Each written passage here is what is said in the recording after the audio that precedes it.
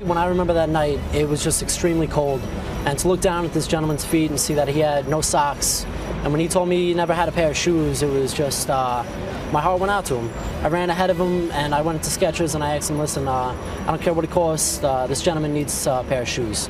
And they were able to help me out. It was cold and he couldn't put, I didn't want him doing it himself. And so I just knelt down, I didn't think anything of it, and I just helped him put on the socks and the shoes there. And that simple act of kindness from Officer Larry DePrimo went around the world. It's been seen millions and millions of times right now. It gives us the opportunity, Cokie Roberts, with just a couple minutes left here, to identify some things that are giving you hope in our political world.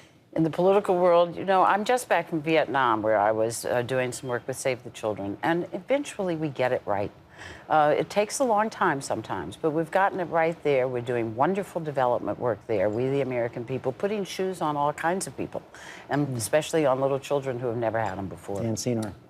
This week, the Jack Kemp Foundation is having its inaugural conference, and people like Paul Ryan and Marco Rubio are speaking at it.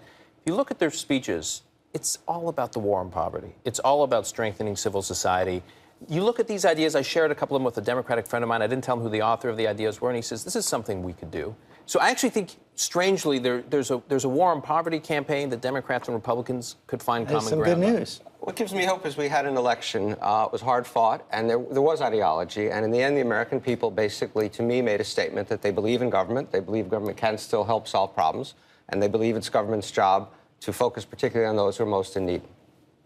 Look, I agree. The American people, I think, told us they want us to work together. They kept power divided. And, the great thing about our system is over time, the will of the American people, it always works through it. You got some checks, you got some balances, but in the end, politicians do what people tell them to do. And I think they've told us to work together. I believe we will.